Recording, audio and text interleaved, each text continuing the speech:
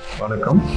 நான் டாக்டர் முகிலன், இருதய மற்றும் நுரையீரல் அறுவை சிகிச்சை நிபுணர், ஸ்ரீ காமாட்சி மெடிக்கல் சென்டர், தஞ்சாவூர். நம்ம இன்றைக்கி பேச போகிற டாபிக் என்னன்னு பார்த்துட்டிங்கன்னா ருமாட்டிக் ஹார்ட் டிசீஸ். இந்த ருமாட்டிக் ஹார்ட் டிசீஸ் அப்படிங்கிறது நமக்கு வந்துட்டு ஒரு வகையான இன்ஃபெக்ஷனால் வரக்கூடிய இருதய கோளாறு. இந்த இன்ஃபெக்ஷன் எந்த ஏஜில் வரும் அப்படின்னு பார்த்தீங்கன்னா சிறு வயதிலேயே வரும். என்ன மாதிரி அறிகுறியோடு இருக்கும் அப்படின்னு பார்த்தீங்கன்னா தொண்டை வலி, கை கால் குடைச்சல், காய்ச்சல், இந்த மாதிரி தொந்தரவோடு தான் நமக்கு இந்த இன்ஃபெக்ஷன் வரும். இந்த இன்ஃபெக்ஷன் காலப்போக்கில் என்னாகும் அப்படின்னு பார்த்தா இந்த இன்ஃபெக்ஷனுக்காக நம்மளோட உடம்புல எதிர்ப்பு சக்தி உருவாகும். அந்த எதிர்ப்பு சக்தி என்னாகும்னா நம்ம உடம்பையே அஃபெக்ட் பண்ண ஆரம்பிக்கும். அதில் முக்கியமான பகுதி நம்ம இருதயத்தில் உள்ள வால்வை அஃபெக்ட் பண்ணும்.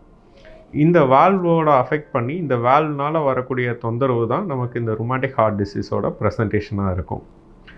நமக்கு இருதயத்தில் பார்த்துட்டிங்கன்னா 2 பகுதி, வலது பகுதி, இடது பகுதி, சரிங்களா? அந்த 2 பகுதியில் மொத்தம் 2 வால்வு உண்டு. வலது பகுதியில் 2 வால்வு, இடது பகுதியில் 2 வால்வு உண்டு. இந்த வால்வில் ஏற்படுற கோளாறுனால தான் நமக்கு ஃப்யூச்சரில் சிம்டம்ஸ் ப்ரெசண்ட் ஆகும். அந்த சிம்டம்ஸை பற்றி நம்ம வரப்போகிற அடுத்த வீடியோவில் பார்ப்போம்.